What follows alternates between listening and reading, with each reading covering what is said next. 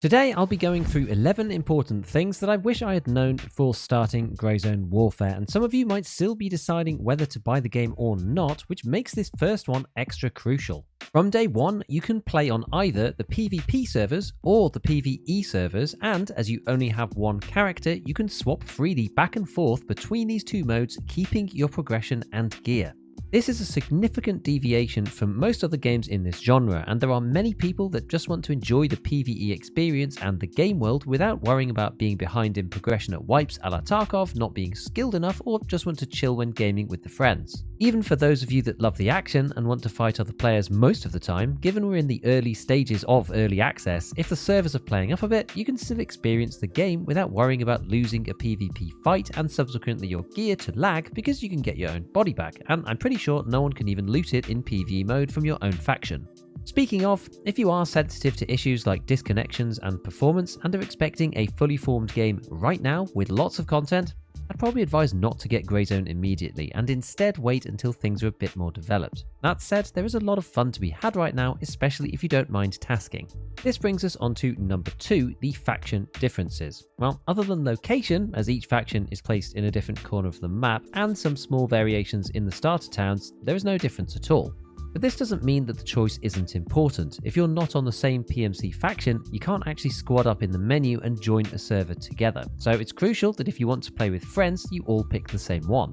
As of hotfix 2, the ability to wipe your character and completely start again from scratch has been added, so you will be able to restart to choose a different faction if needed now at the expense of any progression made.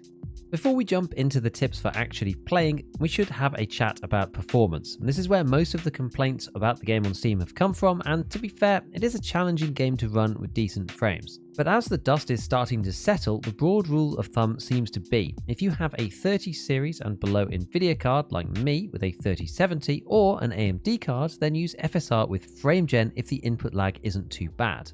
For 40 series Nvidia cards, use DLSS instead, because this is compatible with DLSS frame generation, which isn't the case for the 30 series unfortunately, and if you have an Intel card then use XSS.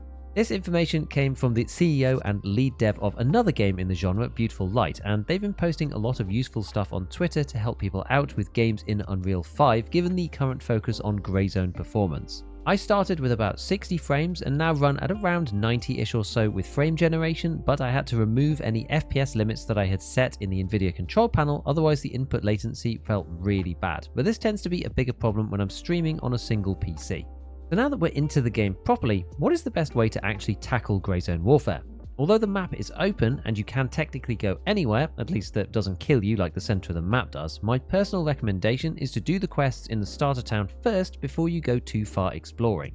Not only do you probably need better gear from leveling up the traders to have a go at PvP properly, you almost certainly need to get one of the middle locations on the map. But the game gives you a handful of landing zones to start with at these other places at the end of the starter quest line. This means that you don't have to spend time like I did running across the map to unlock them early. Some of the quests can be quite tricky to find the location, so if you need a quick reference, I have made this video here which shows the location of all of them timestamped up so it's easy to find. So about landing zones, to start with you get 2 landing zones around your faction HQ and can unlock one further one near to the crashed helicopter site. To use them, you click on the LZ that you want to go to on the big map, you press call transport which sends a little bird to your location, and once it gets there hop on and it'll take you to your destination. One thing I didn't realise about this at first is that you can call a chopper to a different LZ while still out in the world. You don't have to go back to base camp every time. This way you can hop, say, from Foxtrot 1 to India 1 directly, and you can also click on a friendly helicopter to see where it's going. By the way, if you were intrigued, no, you can't unlock the other faction's LZ points around the starter town by exploring them, they just simply don't show up for you.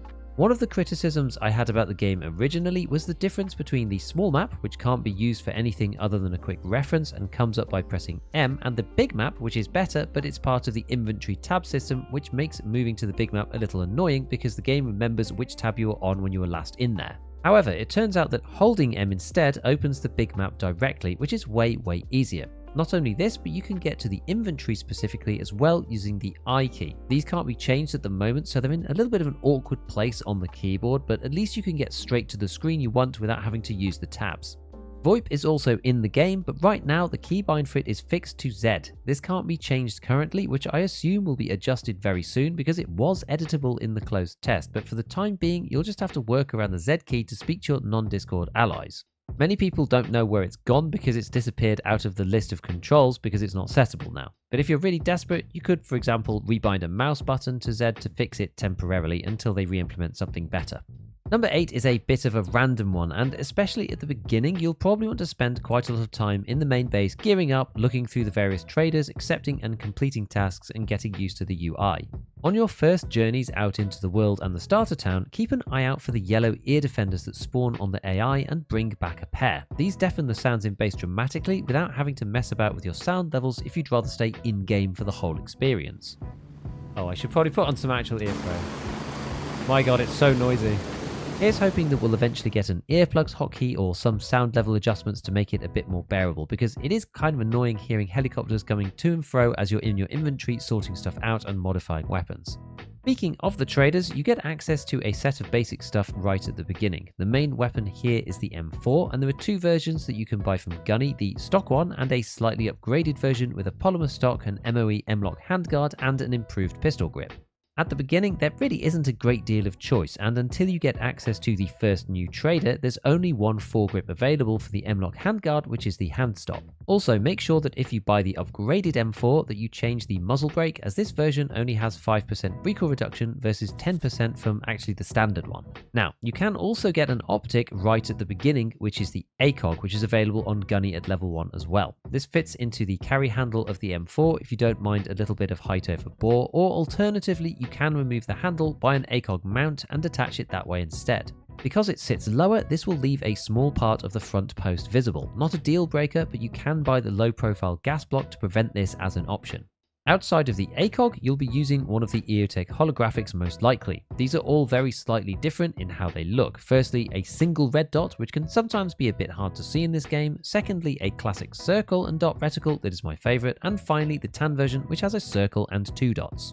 Two other things about the weapons. For some reason at the moment you can't take out the magazine whilst holding the gun in your hands, and the second weapon slot is on your bag rather than on your player. However, you need to have a bag that includes a second weapon slot, as not all of them do. The Gunslinger from Handshake doesn't, for example, but the Scorpion does. I'd highly advise always taking that one with you as a baseline. Unfortunately, there is no key to swap between these two primary weapons currently, but you can swap them just using the mouse. Out in the world, looting is very limited right now. This is primarily food, drink, and basic meds, which fortunately means that you don't really need to take any food or drink with you. There are a few containers here and there which you can stumble upon, but most of the loot is pretty limited and incentivizes players to focus more on the AI in medium and high-risk towns. This also means that leveling your traders is even more important. More reason to do those early quests so that you can get to the more interesting areas of the map with better gear. To begin with, it is generally useful to pick up one of the AI's AKMs as you go about your business, because if you do run out of 5.56 ammunition out in the field, then at least you can resupply plentifully from those that you pick up on the way.